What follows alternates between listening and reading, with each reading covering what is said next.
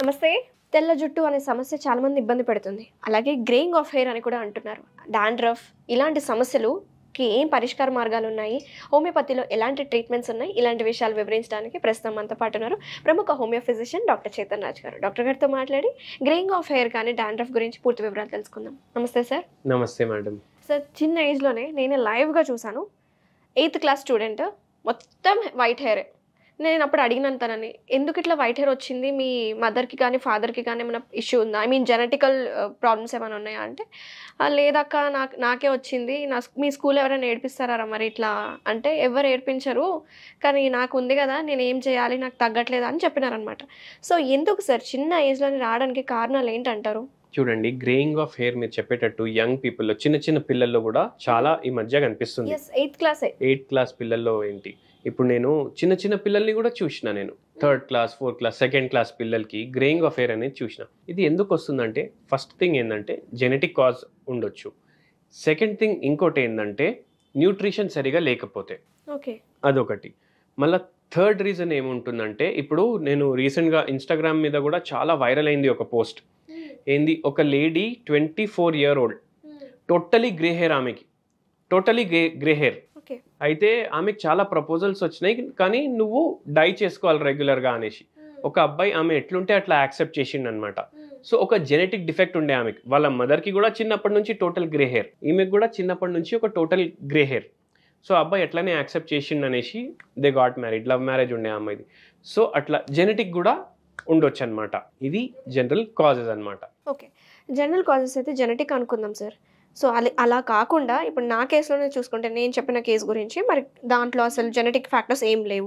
మరి డైట్లో ఏమన్నా న్యూట్రిషన్ ప్రాబ్లమ్స్ అంటారా? న్యూట్రిషన్ ప్రాబ్లమ్స్ తోటి అవుతుందన్నమాట.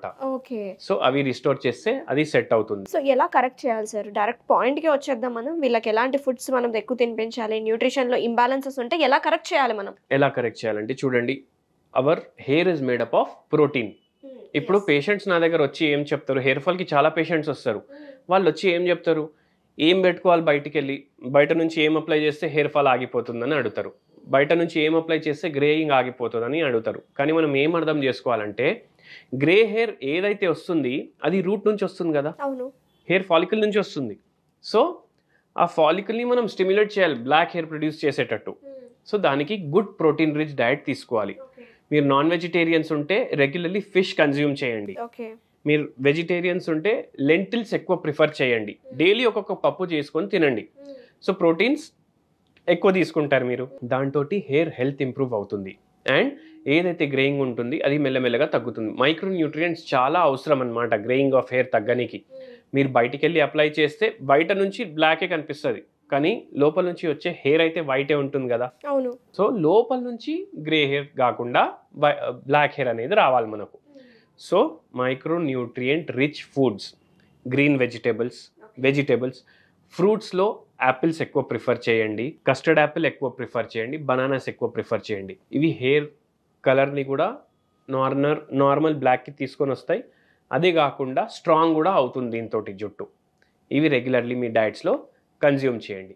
ఇవి కాకుండా మీ హెయిర్ హెల్త్ మంచిగా అవ్వాలి, హెయిర్ ఫాల్ అనేది తక్కువ అవ్వాలంటే మీరు ఒక చట్నీ చెప్తాను, చాలా ఇంట్రెస్టింగ్ ఉంటుంది మీకు వినడానికి. అండ్ దీంతో హెయిర్ ఫాల్ అనేది కూడా తగ్గుతుంది అనమాట. టమాటా అండ్ సొరకాయ కలుపుకొని మీరు పచ్చడి చేసుకోవచ్చు. పచ్చడి చేసుకోవచ్చు. ఇది చేసుకొని మీరు రెగ్యులర్లీ తీసుకోండి. టొమాటోలో చాలా న్యూట్రియంట్స్ ఉంటాయి అండ్ దీంట్లో విటమిన్ బి కూడా ఉంటుంది, విటమిన్ కే కూడా ఉంటుంది. అండ్ ఇది హెయిర్ ఫాల్ అనేది తగ్గిస్తుంది అనమాట. సొరకాయలో ఏమో క్యాలరీస్ అనేది ఉండవు అండ్ దీంట్లో కూడా మైక్రో న్యూట్రియంట్స్ చాలా ఎక్కువ ఉంటాయి. మెగ్నీషియం కానీ, పొటాషియం కానీ, ఫాస్ఫరస్ కానీ. అండ్ ఇవి కూడా హెయిర్ గ్రే ఉంటే దాన్ని బ్లాక్ చేయడానికి హెల్ప్ చేస్తుంది అండ్ ఆల్సో స్ట్రెంగ్త్ కూడా ఇస్తుంది అనమాట. సో ఇది రెగ్యులర్లీ మీ డైట్లో మీరు ఇంక్లూడ్ చేసుకోండి. ప్లస్ ఒక హోమియోపతి మెడిసిన్ కూడా చెప్తాను, దాంతో హెయిర్ ఫాల్ చాలా వరకు తగ్గిపోతుంది అనమాట. సో ఆర్నిక్ అనేసి ఒక హోమియోపతి మెడిసిన్ ఉంటుంది, జనరలీ జాయింట్ పెయిన్స్కి కూడా వాడతారు అండ్ హెయిర్ ఫాల్లో కూడా చాలా బ్రిలియంట్గా పనిచేస్తుంది.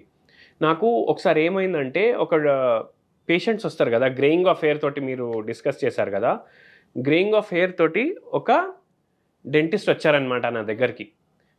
నేను ఛాలెంజ్ చేస్తాను మీకు, నేను అన్ని డాక్టర్స్ దగ్గర పోయాను కానీ నాకు ఎవరు గ్రేయింగ్ ఆఫ్ హెయిర్కి రిజల్ట్ ఇవ్వలేదు, మీరు ఒకవేళ ఇస్తే అసలు హ్యాట్స్ ఆఫ్ టు యూ అని అన్నాడు.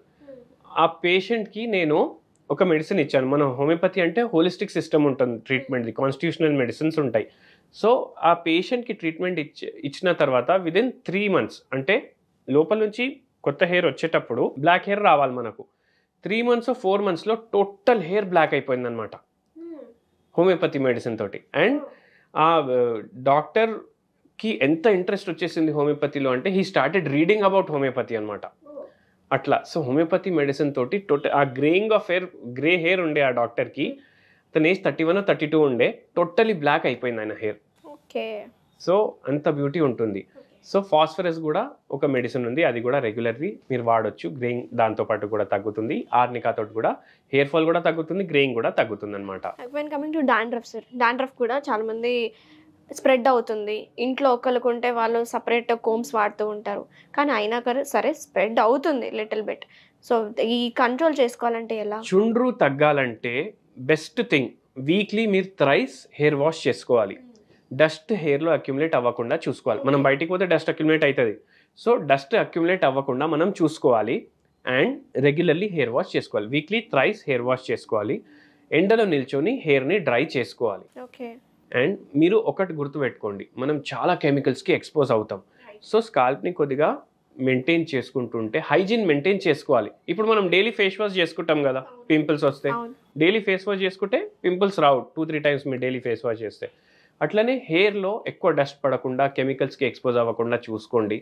And that will solve your problem with dandruff. Thank you doctor గారు, చాలా మంచి ఇన్ఫర్మేషన్ ఇచ్చారు, మంచి రెమెడీస్ ఇచ్చారు గ్రేయింగ్ ఆఫ్ హెయిర్కి కానీ డాండ్రఫ్ని ఎలా కంట్రోల్ చేసుకోవాలని. థ్యాంక్ యూ సో మచ్ అండి.